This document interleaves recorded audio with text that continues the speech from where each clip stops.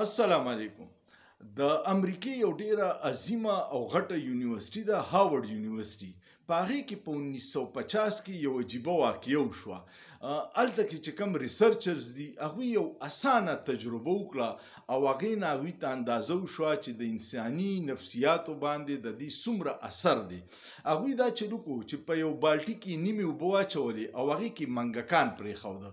نو منګکان ډوبېده او خپل کوشش یې کو چې ځان را خلاص کړي، د دې ډوبېدو نه ځان بچ کړي. یو 15 منټ چې ډېرې لاس او خپې ووالې نو بیا چې کم منګک به ډوبېدو هغه به یې ترې راوویستو او سایډ ته به یې کېښودو.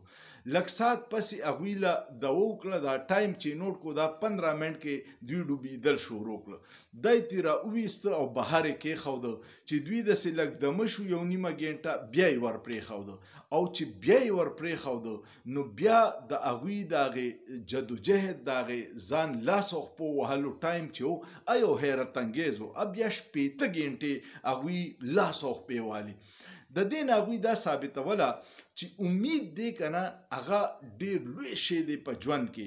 دا اول ځل چې دا منګکان ور واچول نو دوی سره څه امید نه و، خو چې دې سړي را وویسته نو دوی ته پته ولګېده که موږ جدوجهد وکړو نو موږ بچ کیدی شو. نو اولنی جدوجهد د دوی صرف د 15 منټو، خو چې دوباره یې ور واچول او دوی ته دا امید و چې موږ د بچ کېدو لار پکې شته، نو بیا دوی 18 ګنټې دا لاس پیوال او دوی نه و ډوب شوي. دغه حال د انسان دی. کم انسانانو سره چې امیدي د یو بهترۍ یو خوب یې لیدلي د هغوی ژوند کې پازیټیو تبدیلیانې راځي. بدقسمتۍ نه پاکستان کې دې وخت کې ډېره زیاته مایوسي ده، د خلکو امید ختم شوی دی.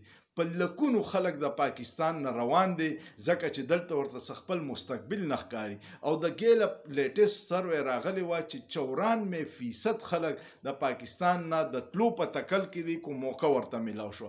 بیا قابلان خلک روان دي، د مهنګۍ نه روان دي، د بېروزګارۍ نه روان دي، د ټیکسز نه روان دي. نو هغه مال قابلان خلک چې ستا نه لاړ شي، ستا ادارې الریډي کرپټ دي، کوکلا دي، نور قابلان خلکو کې د ملک کمی شي نو هغه هر څه ختم شي.